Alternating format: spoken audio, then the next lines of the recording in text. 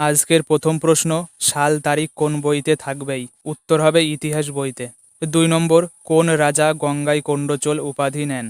উত্তর হবে চোল রাজা প্রথম রাজেন্দ্র চোল। ৩ নম্বর, আকবর কোন সাম্রাজ্যের সম্রাট ছিলেন? উত্তর হবে মোগল সাম্রাজ্যের। ৪ নম্বর, দন্তিদুর্গ কোন অঞ্চলে রাজত্ব করতেন? উত্তর হবে দক্ষিণ ভারতের কর্ণাটক অঞ্চলে। ৫ নম্বর, তামার পাতে লেখা লেখাকে কি বলে? উত্তর হবে তামার পাতের লেখা লেখাকে তাম্রলেখ বলে। ৬ নম্বর, পাথরের ওপর লেখাকে কি বলে? উত্তর হবে পাথরের ওপর লেখাকে শিলালেখ বলে।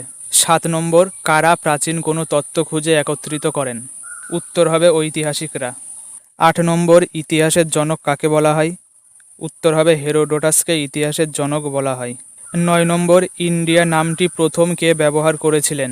উত্তর হবে গ্রিক ঐতিহাসিক হেরোডোটাস ইন্ডিয়া নামটি প্রথম ব্যবহার করেছিলেন।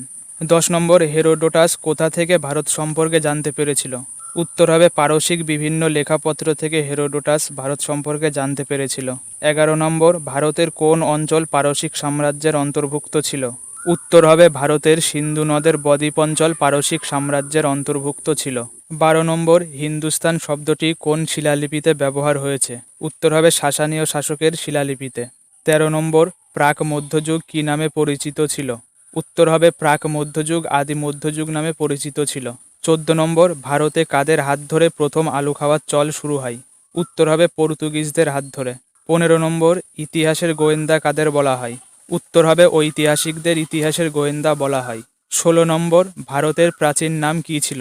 উত্তর হবে ভারতের প্রাচীন নাম ছিল জম্বুদ্বীপ। ১৭ নম্বর, বখতিয়ার খলজি কে ছিলেন? উত্তর হবে বখতিয়ার খলজি ছিলেন একজন তুর্কি সেনাপতি।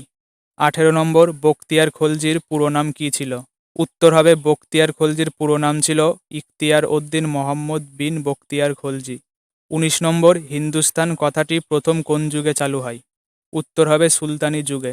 ২০ নম্বর, তাজমহল কে নির্মাণ করেন? উত্তর হবে মোগল সম্রাট শাহজাহান তাজমহল নির্মাণ করেন।